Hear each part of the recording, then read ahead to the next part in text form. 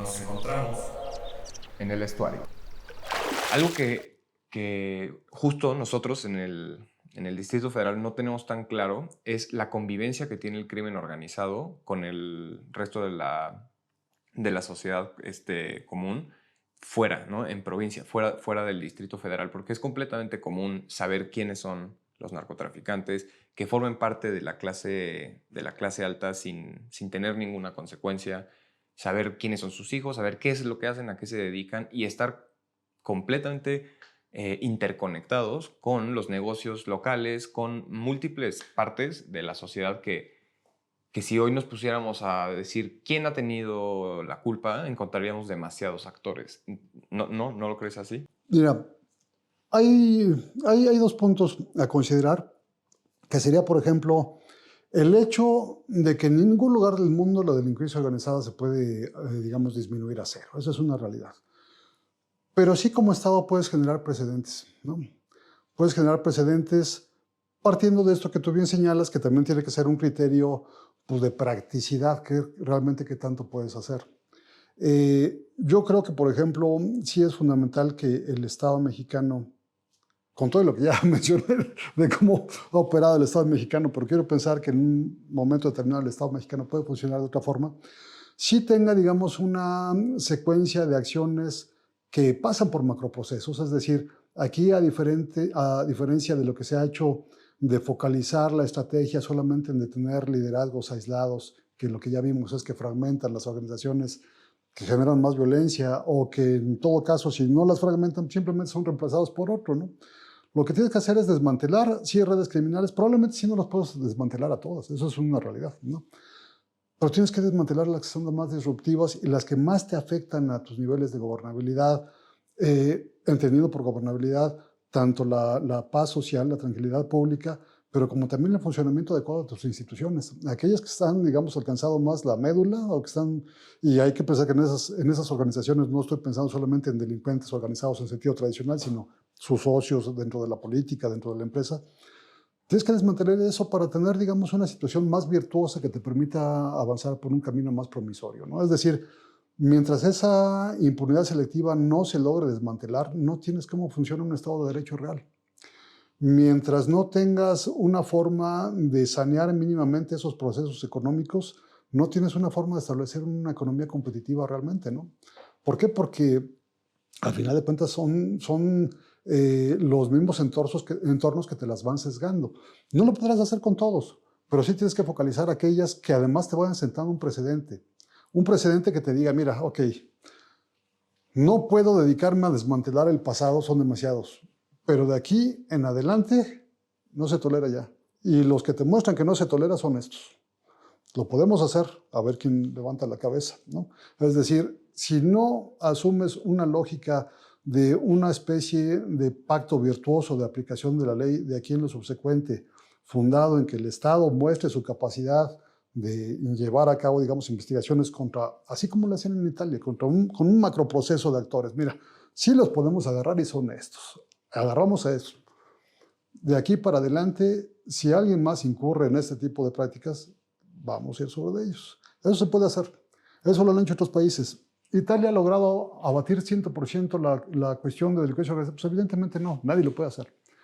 Pero sí lo puedes dejar en condiciones donde, por ejemplo, el uso de la violencia sea mucho menos regular, ¿no? Tú no ves, por ejemplo, descabezados en Holanda, tú no ves descabezados en Alemania, y evidentemente pues no es que no tengan absolutamente nada de delincuencia organizada. Tú no ves, por ejemplo, actores de poder que están prácticamente blindados, que no hay investigación frente a la que no se amparen y que no tengan mil recursos, digamos, frente al proceso legal que evidentemente se debería llevar a cabo en contra de ellos. En México hoy por hoy sí lo tienes, ¿no? Entonces, yo creo que, por ejemplo, ese dilema de decir, sí, son demasiados, pero ¿cuál sería la otra? Digamos, la otra decir, no aplicamos estas capacidades formales que tiene el Estado en contra de ellos, pues prácticamente abdicar de que tengamos un futuro, porque vamos, si esto se ha degradado como se ha degradado a lo largo de estos 20 años, pues imagínate en otros 20 años cómo va a estar, ¿no? ¿Cómo se diferencia esta todo lo que ahora mencionas que se debería hacer con lo que se hizo a partir del 2006 con Felipe Calderón.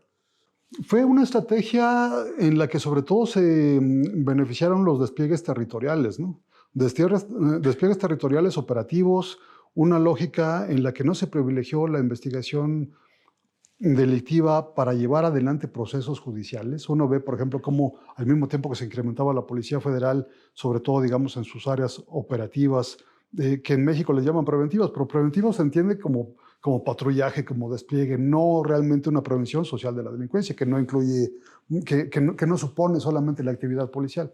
En ese caso fue sobre todo ese tipo de despliegue. ¿Qué más supone? Supone, por ejemplo, el hecho de la famosa estrategia Kingpin, ¿no? Por ejemplo, que por detener a liderazgos relevantes, ya la estructura delictiva va a colapsar. Eso no opera así. Y hay que decirlo desde otro elemento también fundamental. Hoy por hoy todavía no está la sentencia, digamos, específica en contra del personaje, pero el veredicto del jurado sí está, y es un veredicto condenatorio, el que tuvo, digamos, el principal artífice de la estrategia del gobierno de Felipe Calderón, que es Genaro García Luna, que de acuerdo con lo que se demostró en los juzgados de la Corte Penal estadounidense, tenía un combate sesgado. Al mismo tiempo que estaba, digamos, golpeando unas estructuras delictivas, estaba protegiendo a otra muy poderosa. Entonces, pues eso tampoco es precisamente la ruta a seguir, ¿no? Entonces, no había, por ejemplo, un fortalecimiento efectivo de la Procuración de Justicia. Y por fortalecimiento no me quiero decir nada más policías, ni mucho menos, ¿no? Digamos, un saneamiento de la institución, una adecuación a sus capacidades de investigar temas de delincuencia organizada. Eso se empezó a hacer, por ejemplo, en el gobierno de Zedillo. El gobierno de Zedillo generó una unidad de delincuencia organizada, especializada en delincuencia organizada, pues que después se fue desvirtuando ya cuando creció como su procuraduría y todo lo demás, pero ese era un elemento importante. En este caso, pues no, digamos, la preferencia se le dio a una reacción operativa que, pues ya lo vimos, o sea, por el hecho de que tú despliegues personal policial o peor aún militar, no implica necesariamente que estas estructuras delictivas dejen de operar. Ahora tenemos un despliegue por todas partes y no ves realmente una situación que se refiera con toda claridad a una mayor pacificación del país, ¿no? Sí, es decir, atacaron la pintura, Así no, es. no No la, te no vas la a la estructura, raíz. ¿no? No le quitas el salitre que tiene por dentro, pues eso la pintura se va a volver a caer, ¿no? Sí. Ok, bueno, ahora que mencionas de Genaro García Luna, me haces pensar un poco en si es posible abordar este tema sin mencionar el rol significativo que tiene Estados Unidos, ¿no? Considerando que su economía impulsa gran parte de este fenómeno y que también tiene una influencia directa en su desarrollo y expansión. Claro, ¿no? Bueno, es ineludible, ¿no? Y es ineludible tanto en el sentido positivo como en el sentido negativo. ¿Qué quiero decir con lo primero? Con lo primero quiero decir que pues, es una realidad, somos estados vecinos, tienes que tener algún tipo de cooperación inteligente, adecuada con ellos, porque pues, evidentemente pues, sí, hay temas que laceran a los dos lados de la frontera, ¿no? A ellos les lacera el fentanilo, a nosotros nos laceran las armas, sin lugar a dudas. La mayor cantidad de armas que utilizan las organizaciones vienen desde Estados Unidos. Paradójicamente, algunas las venden los propios oficiales de las fuerzas de seguridad mexicanas, que dices, ¿cómo se hacen de ellas? No lo sé, algunas se venden armadoras, pero otras tantas los venden también ellos, ¿no? El punto, por ejemplo, aquí es, sí necesitas cooperación, pero cooperación enfocada a procuración de justicia. A procuración de justicia. Ahí, por ejemplo, lo que también vemos es que en la parte ya que podremos considerar negativa. O sea, no militar.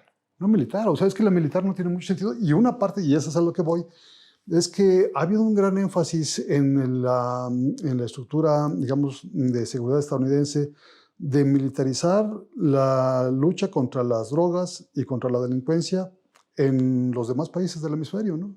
Cosa muy interesante porque, por ejemplo, ellos tienen una ley posse comitatus que evita la participación directa de sus Fuerzas Armadas en cuestiones de seguridad pública.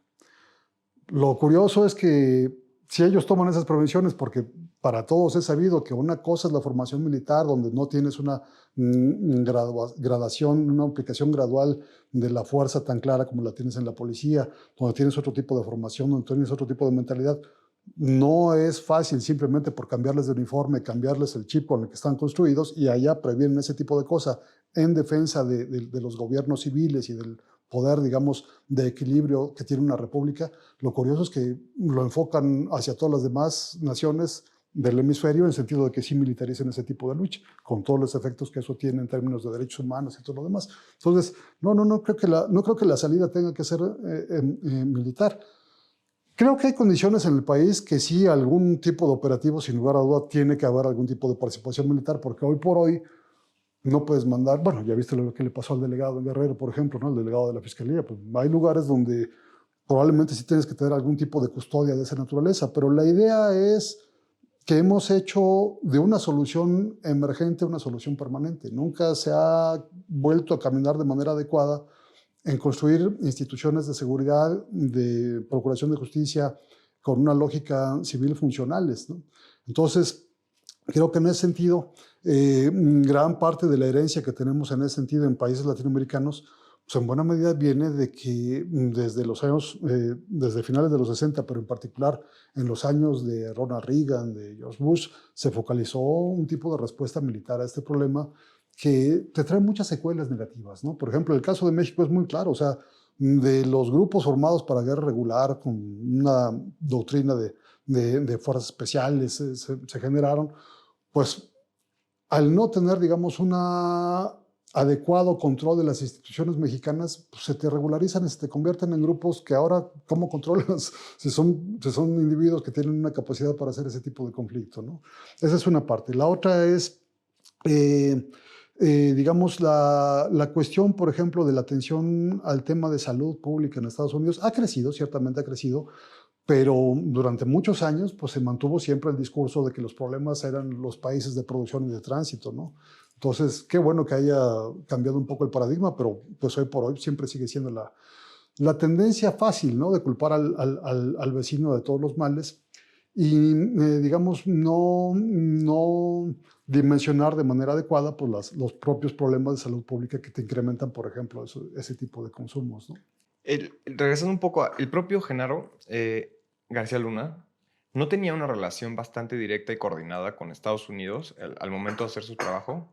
O sea, dentro de todo esto que ha sido como un poco raro, como el tema del juicio y lo que ha sucedido, no hay un papel más significativo dentro de la burocracia, ya sea, llamémosle, la CIA, la DEA, los propios gobernantes o diputados o senadores, no lo sé. Pero en Estados Unidos no hay una conexión directa también con el crimen organizado que funciona en México. Hay una parte muy interesante en esta que tú mencionas y es una cuestión que tiene que ver pues con cuestiones incluso geopolíticas, ¿no? Y esa es una realidad, o sea, Estados Unidos tampoco es monolítico. Tú tienes aspectos que se congracian y, digamos, tienen más empatía con sus vecinos de América Latina. Y hay una parte que también es más focalizada en una perspectiva, pues casi como de halcón, que ha hecho de la cuestión de las drogas una cuestión que se administra, pero que no necesariamente se tenga que combatir a fondo, sino que ese combate es ad hoc, de acuerdo con los intereses geopolíticos también de esa parte de la estructura de seguridad. No digo que sea todo, evidentemente, no es un discurso anti-estadounidense, por supuesto que no lo es, pero hay sectores que han estado, digamos, siendo tolerantes a ese tipo de acciones, sea por cuestiones geopolíticas, yo no sé si hay otro tipo de elementos, no podría afirmarlo, tampoco lo podría descartar, pero por ejemplo, investigaciones que se hicieron en su momento, por ejemplo, el senador John Kerry, en el momento que estaba en el subcomité de investigación de asuntos exteriores, hizo investigaciones profundas que te mostraron estos dilemas, por ejemplo, de cómo en los años 80, al mismo tiempo que se colocaba la cuestión de las drogas como un asunto de seguridad nacional en Estados Unidos, al mismo tiempo había, por decirlo menos, una tolerancia fáctica al financiamiento de la contra nicaragüense a través de dinero proveniente de la cocaína del cártel de Medellín, que tenía una vinculación en México a través de Miguel Ángel Félix Gallardo y sus asociados. Entonces, ese tipo de vinculaciones ad hoc, ¿no? Pues son paradójicas, porque como tú bien señalas, y este es un ejemplo que nos trae a tiempos mucho más recientes. Es un ejemplo de la involucración directa del Estado dentro del crimen organizado, ¿cierto? Digo, de alguna forma lo hacen, ¿no? Y en un tiempo mucho más reciente, porque dices, efectivamente, a ver, había ese nivel de coordinación. Hoy por hoy, las capacidades de investigación de agencias estadounidenses, que tampoco son monolíticas, ya sabemos que tienen sus diferencias entre sí y todo lo demás, pero digamos, no podía pensarse que no se supiera quién era Genaro García Luna y qué es lo que estaba haciendo, ¿no? Entonces, ¿Cómo, perdón?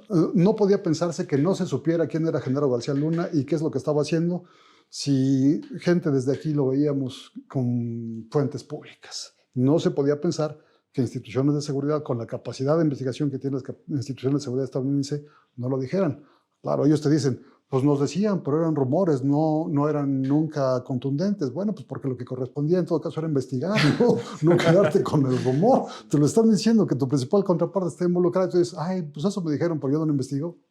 Pues te habla, digamos, de una situación muy paradójica, ¿no?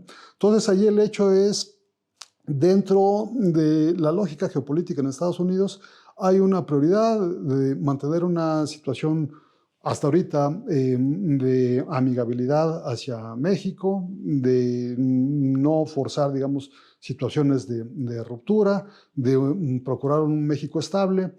Y, digamos, dentro de ese esquema de pensamiento, paradójicamente, la cuestión de las drogas pues puede ser aplicado como una cuestión de presión y cuando no se quiere, pues simplemente se voltea un poco hacia el otro lado, diera la impresión. Por lo menos esto es a lo que te remite el hecho de que hubiera, digamos, tanto tiempo de operación de este tipo de actor y que fuera solamente hasta después prácticamente de cerca de 10 años de que terminó su función gubernamental que se le procesara, ¿no? Es decir, y durante todo ese tipo de tiempo, las agencias encargadas formalmente de combatir ese tipo de delitos, en alianza con las estructuras mexicanas, ¿por qué se mantuvieron tanto tiempo también pues, estáticas? ¿No?